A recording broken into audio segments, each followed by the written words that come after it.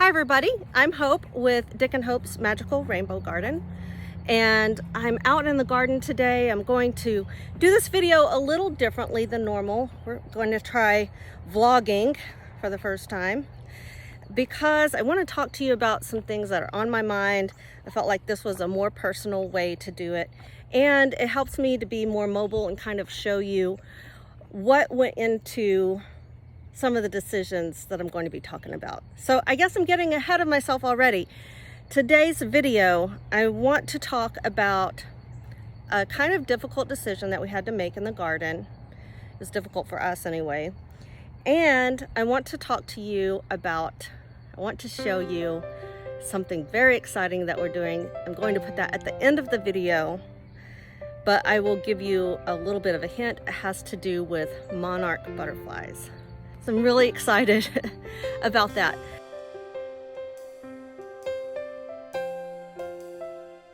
As Texans, we really have to be mindful of our monarchs because pretty much all the monarchs that go migrating both ways, north and south, have to pass through Texas, and they call it the Texas funnel.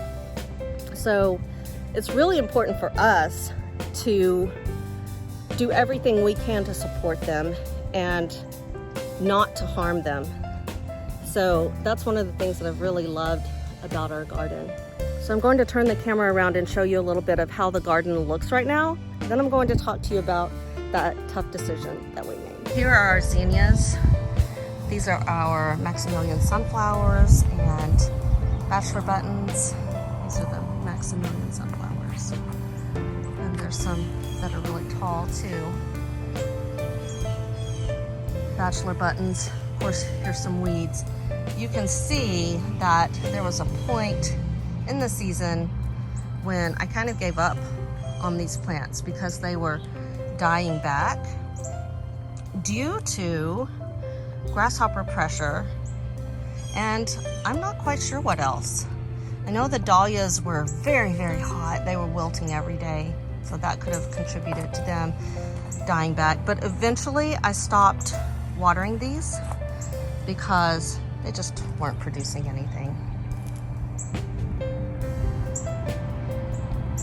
The zinnias continued to produce, and they have been really a joy. I'll swing around here and show you where our sunflowers were.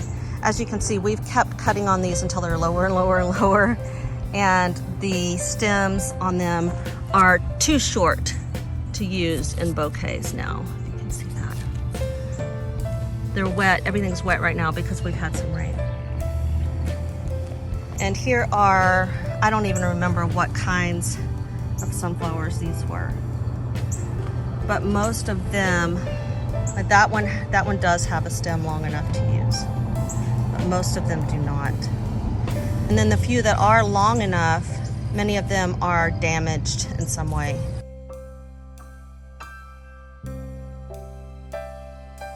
As you can see here, it's, some of the zinnias are falling over. Now this is also going to be because they are not netted up to 7 feet, like this zinnia is right here. So that one's about 7 feet tall. And of course they're gonna fall over, but these plants are old. You think about how long they've been here. These plants have been through a lot. I still love this walk through here, even with all the plants dying. And that's what makes it really difficult. So the difficult thing that I've been alluding to is I called Rich out here Sunday night, and I said, I think tomorrow is our last day. We had talked about that the day was coming, or the time was coming soon, when the flowers were they were overgrown, they were diseased, they were infested with bugs, etc., etc., etc., to the point where they weren't producing quality flowers, and we're spending a lot of time and energy deadheading and a lot of money watering when we aren't really getting the quantity or the quality that we would like. So I called him out here and I said, I think today's our last day. I think when you have a beautiful garden that you really enjoy and you start thinking about the season of that garden coming to an end, it's really hard. So you can see here how they're just laid over. Their leaves are just so sad looking, and they're dead most of the way down. Although you can see that there are still flowers on most of them.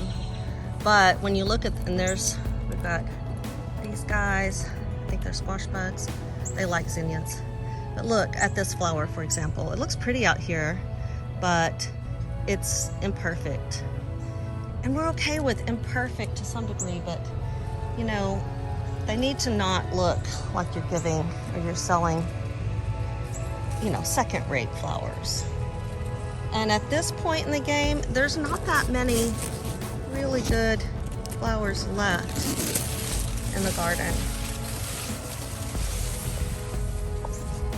So yeah, it was really hard to decide that we're going to quit cutting flowers for now this season and say goodbye to some of these plants.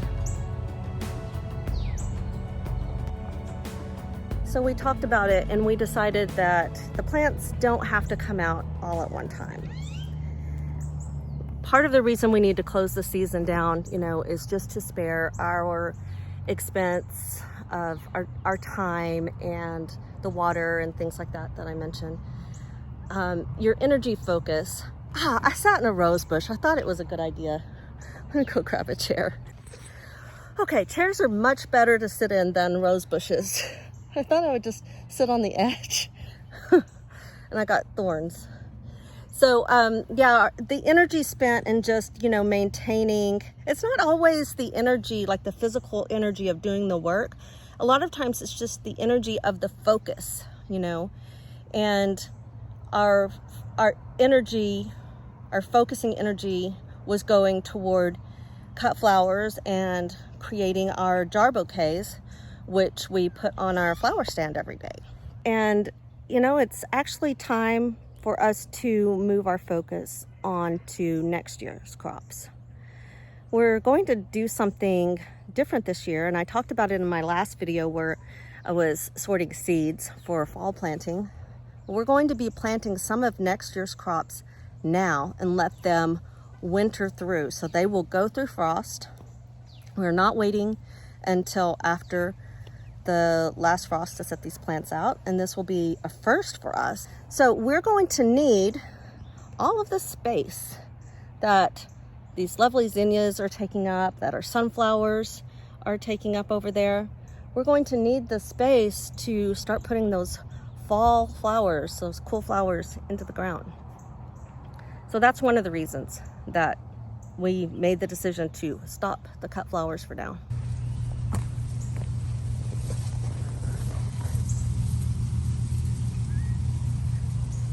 Every time I start talking, I see beautiful butterflies I want to show you guys. There's some more there we see.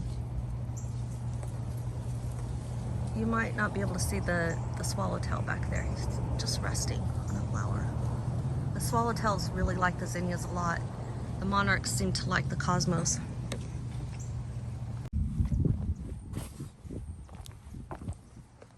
I don't know, I really wanted to make this video to just kind of share my heart, because I know a lot of people have guilt about tearing out plants. I've actually seen it mentioned on other videos where people maybe don't want a plant, they don't want to keep it any longer, it doesn't fit in with their lifestyle or whatever, or their plan, and they feel guilty about ripping this plant out.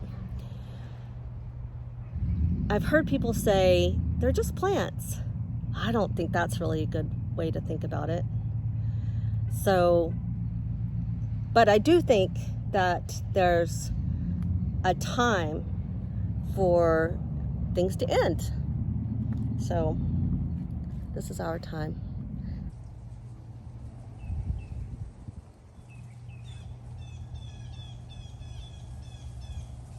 Okay, it is time to move forward.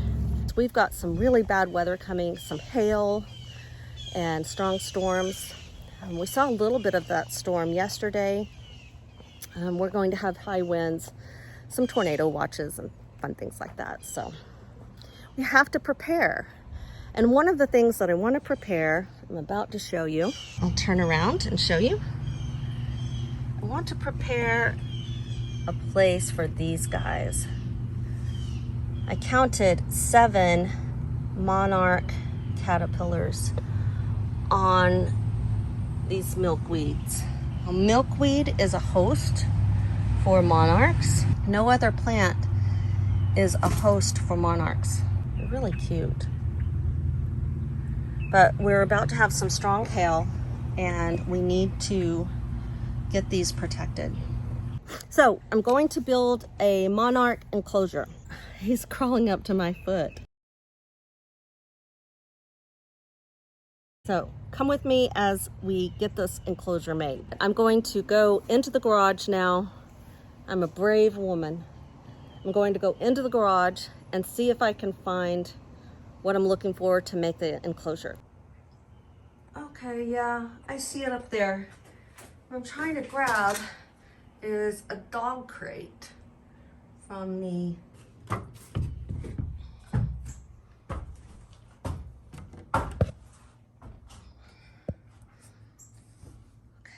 Yay, I got it. Okay, so here's what I'm thinking. I have this crate and it has a removable bottom on it. I'm gonna ask Rich if it's okay. This was his dog's crate. I'm gonna ask him if it's okay to cut the bottom off, and I'm just gonna slip it over there. I pretty much knew he would be fine with it, but I wanted to ask. So now I'm going to use some bolt cutters to cut the bottom off of the crate.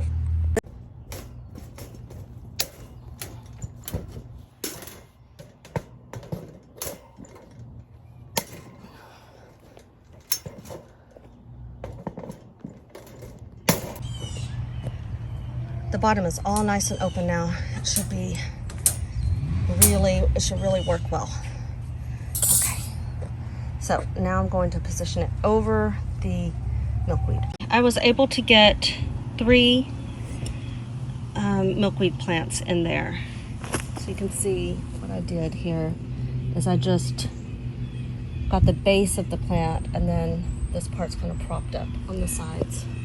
So now what I need to do is run to Walmart and I'm going to get some mesh to put over the top of this. So I came into the house to get my keys and I'm walking out and I see this guy laying on my porch. I keep forgetting he's there. He is being prepared to go to a friend's farm, another local farm here in our area. And they're having a scarecrow contest, so he's going over there tomorrow. But every time I look out the window, he scares me to death. I had one more idea that I wanted to kind of incorporate into this monarch sanctuary. And it has to do with Layla, Rich's dog that passed away. And so it's been difficult. So I am going to look at Walmart and see if there's anything that I can use to do this idea, and if I can, I'm going to do that, and if not, I will just make something at home. I'm excited about this whole thing because, you know, this whole video is about something ending and another thing starting. You know, we're shutting down our garden for the year and we're seeing monarchs renew life, so it's exciting and makes me happy. So thinking maybe something like this. 97 cents. Good deal. I'm back from Walmart and I have my netting, I have scissors to cut it, I have some safety pins because I don't know how I'm going to attach it exactly, but my plan is to kind of sew it on with wire.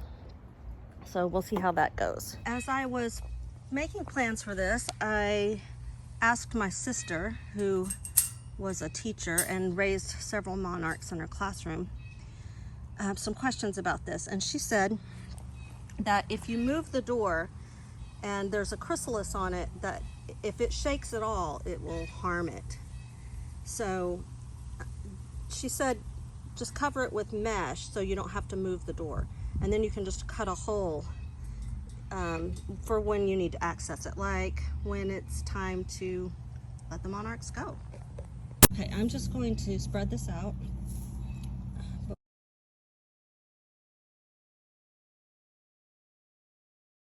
I bought a lot of extra netting so that I'd be sure and have enough.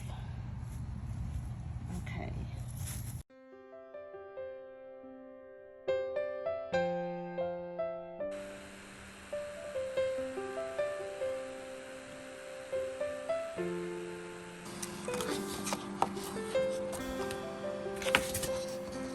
I wasn't able to find exactly what I was looking for at Walmart for the marker for Layla's Monarch Sanctuary, so I just made it here, and I'm going to hang it under the crate, and I think that looks nice.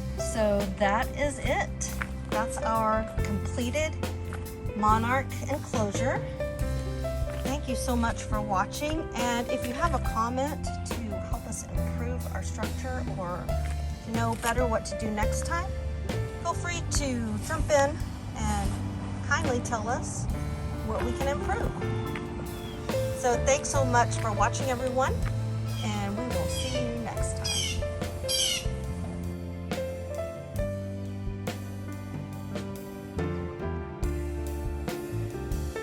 There's a little glimpse of our pretty friends.